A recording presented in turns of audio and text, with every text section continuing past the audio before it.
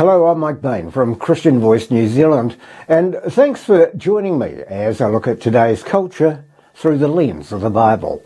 Now, while the world's busy blowing itself up, Gaza's burning, Ukraine's bleeding, and Taiwan's one tweet away from war, hey, there's a quiet shift happening that most people are missing.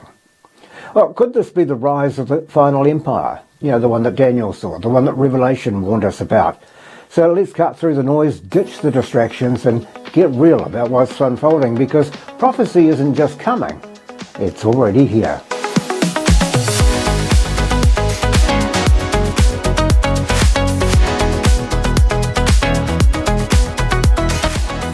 It's hard not to get sucked into the chaos. Gaza's a humanitarian disaster. Israel's cracking down on Hamas like it's a Marvel villain origin story. Ukraine's still pretending that peace talks are a thing.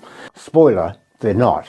And India and Pakistan are eyeing each other up like two kids with matches near a petrol tank. Oh, and let's not forget China and the US. They're playing chicken over Taiwan. Fun times, you say. So, yeah, the world feels like it's auditioning for the book of Revelation. Cue the prophecy crowd, you know, the Gog and Magog, Armageddon, red moons and YouTube pastors with charts.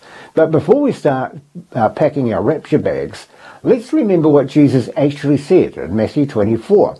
He said, these things must happen. Translation, don't freak out. Now, there's a divine schedule.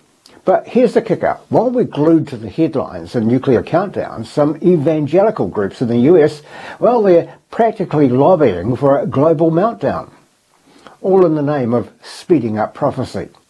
Meanwhile, we're ignoring one of the biggest players in the end-time drama, the Antichrist. And spoiler alert, he isn't coming out of Texas. So forget America, Israel, Russia, or any other warmonger with a flag. If you really want to see where prophecy's heating up, look at Europe. For decades, Europe's been chilling under America's military umbrella, sipping espresso and letting Uncle Sam handle the heavy lifting. But now, that umbrella's looking more like a cocktail napkin. With the US flirting with isolation, hey thanks Donald, Europe's realising it might need to grow up and defend itself. And guess who's leading the charge? It's Germany. Yep, the country that's been allergic to military swagger since World War II is now flexing hard. They've dropped a cool €500 billion into a defence fund, plus an extra €40 billion a year. That's 3% of their GDP going straight into things like tanks, tech and troops. The old Budweiser is getting a glow up, and it's not just for show. Well, why the sudden muscle? Well, Ukraine. Putin's war machine reminded Europe that peace isn't guaranteed and diplomacy doesn't work on dictators.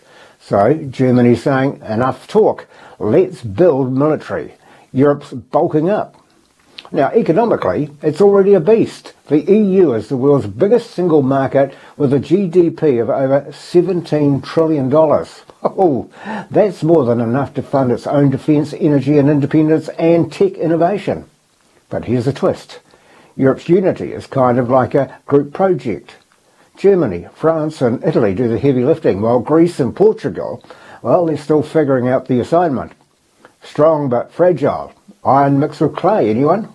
Daniel's statue dream, remember that one? The feat of iron and clay. A divided but powerful kingdom. Sounds a lot like the EU.